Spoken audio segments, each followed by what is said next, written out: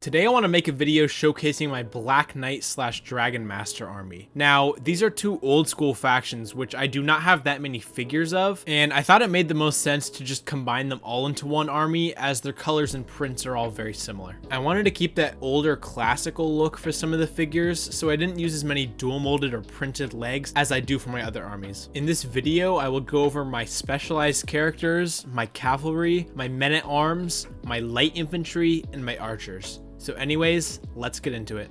Starting off, we have the specialized characters of the army. Now, I did want to give these guys some more printed elements and some newer pieces just so that they could still hold up next to my other minifigures, but I still tried to include classic pieces when I can so that they still fit in with the army. To start off, we have the leader, and for this guy I wanted to use this old school scale mail torso that I paired with these Dragon Knight legs that sort of match the printing style. I also used these gold shoulder pads and gold visor to show his rank, and he is also one of the few characters to have a silver sword. He also has this old school red dragon plume from the original Black Knights, and I love this, although I would like to get these side wing pieces to complete the look. Next, we have the general of the army, and I used that same old school scale mail torso print, although I paired it with these red dragon legs for this guy. I gave him the old school Dragon Master helmet, and I absolutely love the look of this, although I still need the blue dragon plumes to finish off the figure. Finally, we have the jousting champion, who's probably the most modern looking out of all of these figures, but I'm really happy with how he turned out. I'm using this yellow plume, which I intend to switch to yellow dragon plumes, and I really think it makes him stand out a bit from the rest of the figures. I also gave him the old school Dragon Master printed cape, and I think that looks great, especially with the Dragon Master helmet. I gave him the red horse barding with a blue helmet, and I really think that rounds out the look and everything looks really great. Next, we have our cavalry unit with these long spears and old printed chest plate pieces that look really good and give him an armored look.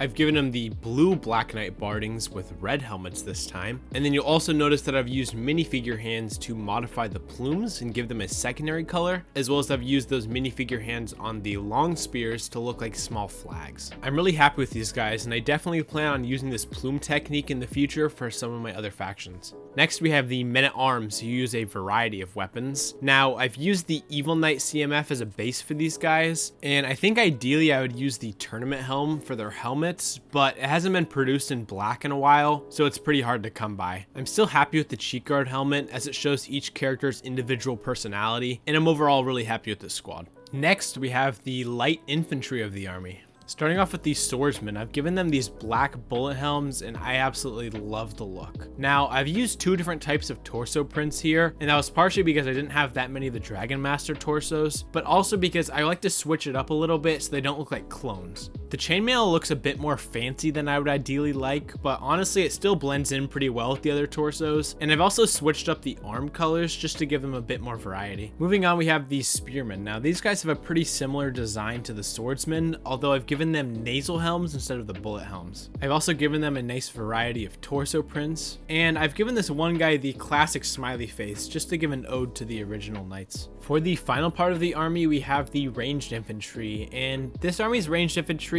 only has archers, no crossbowmen. Starting off, we have the longbowmen. Now, I wanted to differentiate their looks, so we have one that's a bit more blue based and then the other one that's just pure red. These guys really give off that ranger feel with the hood and the mask, although I would like to give them red cloaks at some point to complete their look. Now, for the final part of the army, we have the standard archers. Now, I gave them all the Viking torso, but I didn't want them to look too clone-like, so I gave them different hoods and hair pieces just to switch it up a bit. I do want to give these guys red Mando capes in the future, but I'm overall really happy with how they turned out. If you enjoyed this video, leave a like and let me know in the comments your favorite part of the army or any suggestions that you have for the army. Also, if you enjoy LEGO Castle content, subscribe because I make a new video every Saturday. As always, thank you for watching.